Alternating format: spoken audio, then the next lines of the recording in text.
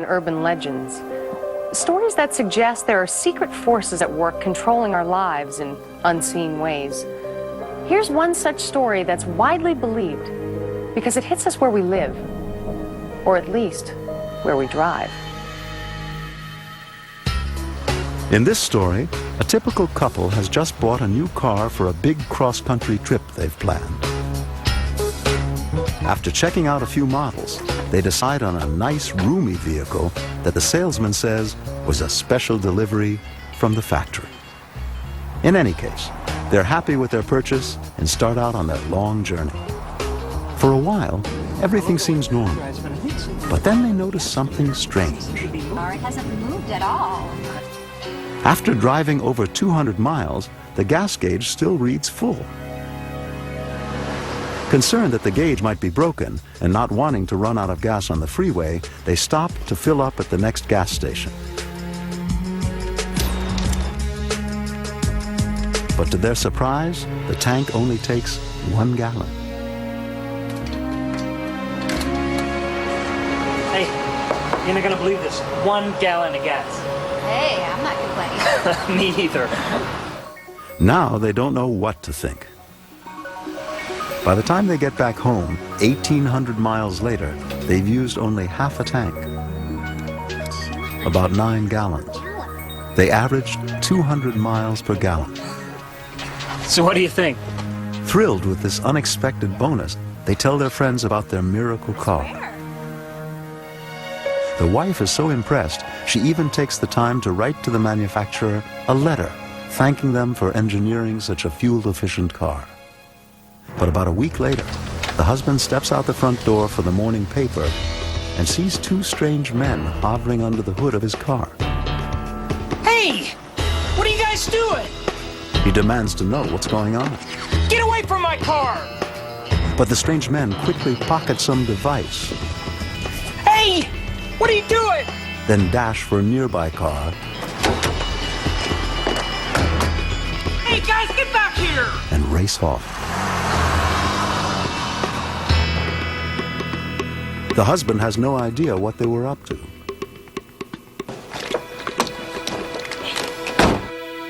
But when he starts up the car, it runs normally. Weird. For the next few days, all seems normal, until the wife is out on an errand one day and runs out of gas. Unbelievable.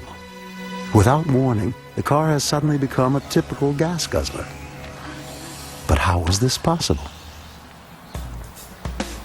It turns out that the car they bought was a secret experimental model sent to the dealer by accident.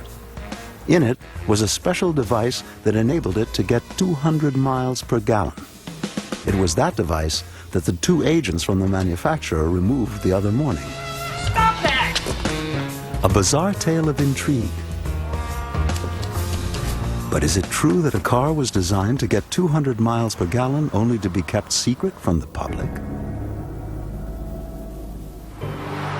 Corporate conspiracy theories have been around for a long time. The bigger the industry, the more sinister the theories. And there's nothing bigger than the oil industry, the implied villain of the legend. The Western world depends on petroleum to keep the lights burning and the cars rolling. At stake are trillions of dollars, political fortunes, even matters of war and peace. It all plays into a popular perception that secret forces actually run the world, that a hidden cabal of the super-rich determines the fate of nations, the technology we use, and the direction of the global economy.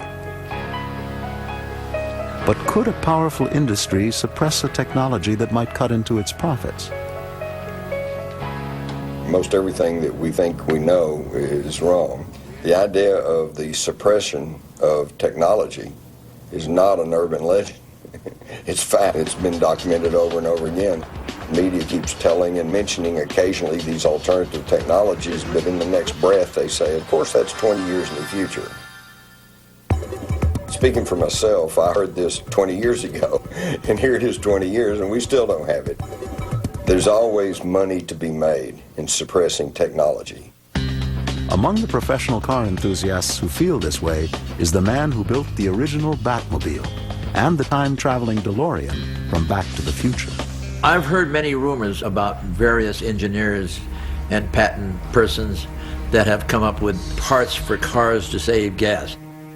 We were very fortunate that cars that we created in the 40s and the 50s and the 60s were dramatically exploited throughout the motion picture and television industry. 1970, in come the crisis about gas, big cars. Which fueled a new round of stories about a magic carburetor that could get great mileage out of traditional gas guzzlers. That means if you got 60 miles to a gallon of gas, and the guy engineered a carburetor, that carburetor never showed up again. All of a sudden it disappeared. And the gas crunch still stayed on and the prices still went up.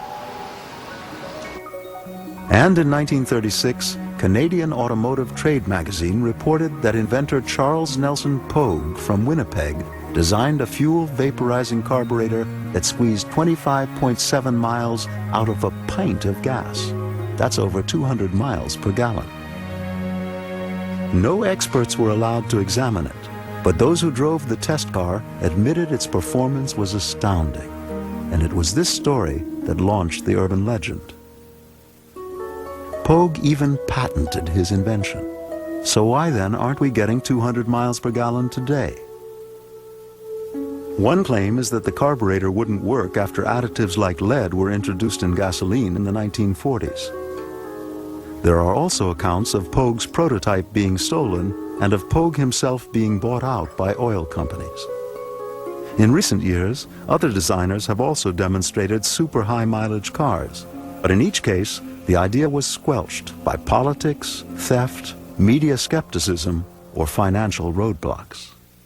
While some engineers insist there's a lot more energy to a gallon of gas than we now get, others say these high mileage claims violate the laws of thermodynamics.